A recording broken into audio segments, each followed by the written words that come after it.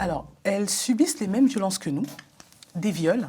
Mais par contre, elles nous ont expliqué que les hommes, en fait, Aka avaient recours à des amulets, donc je dirais des fétiches, pour les violer. En fait, elles étaient endormies et elles se réveillaient le matin en constatant qu'elles avaient été violées sans s'en rendre compte, en fait, dans le sommeil. En fait, ils arrivaient comme ça.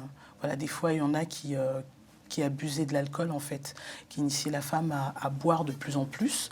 Et ça la mettait dans un état complètement alcoolique. Elle s'endormait et voilà, l'acte se passait. Et elle se rendait compte qu'elle avait été violée au petit matin, mais sans identifier le violeur. Donc c'est très difficile pour elle, en fait, d'identifier ses agresseurs. Mais elles ont soulevé un point en disant que c'était très, très fréquent, que la plupart des femmes qui ont brisé le silence justement le 12 mars ont toutes été violées. Bon, déjà, moi, je suis né en Afrique. Ouais. Donc, forcément, j'ai été bercé là-dedans. Ouais. J'ai un métier qui fait aussi que je côtoie beaucoup d'artistes, de musiciens. Et plusieurs fois, je me disais, mais ça, là, ce rythme, ce riff, mais ça, je verrais très bien ça dans un autre mélange. Et donc, du coup, j'ai emmagasiné un petit peu les idées au fur et à mesure des années. Et puis là, je suis en train de tout ressortir avec Jim. C'est pas possible de continuer dans le quoi qu'il en coûte. Le quoi qu'il en coûte a répondu à une aspiration massive des Français et a d'ailleurs été ponctuellement payant. Mais ça se solde aujourd'hui par un déficit qui ne peut plus continuer. On ne peut pas continuer. Ce serait... Attendez, je vais être clair. Emmanuel Macron quitterait le pouvoir et serait remplacé par une autre équipe. Et ils devront faire avec une situation de déficit gravissime. Et en tout cas, l'impossibilité de dire... on distribue de l'argent, on va vous payer à crédit. L'État va vous payer, pas à crédit d'ailleurs, l'État va payer à votre place. Fidel Castro, le représentant de la zone UNIFAC, toujours attendu. Oui, je pense qu'avant le début de la compétition, le représentant de la zone UNIFAC sera déjà connu.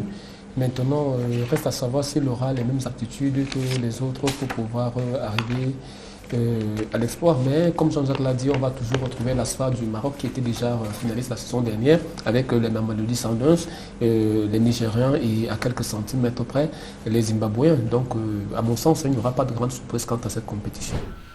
Oui, mais je voudrais vraiment profiter de cette occasion pour rapprocher le nationalisme et peut-être parler du nationalisme social.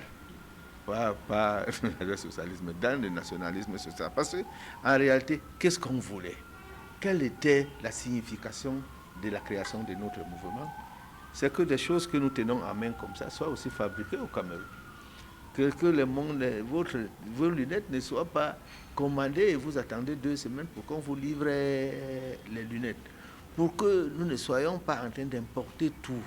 Et c'est un langage qu'on a utilisé depuis un certain moment, depuis 4 ans, on ne fait que dire ça. Moi, je voudrais dire au CNRD d'être capable de tourner le dos aux horreurs du passé et de se projeter vers un avenir radieux. On ne peut pas continuer à porter en eux, pour les années à venir, le désir de vengeance qui sont nés de l'injustice du passé.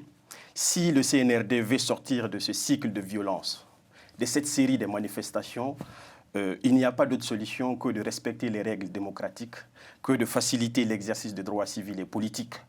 Et surtout le respect du principe de l'égalité, principe qui voudrait que lorsque l'on doit confier la gestion d'un service public à un citoyen de la République, on le fasse sur la base de critères de compétence, pas sur la base de critères de leur appartenance ethnique ou régionale.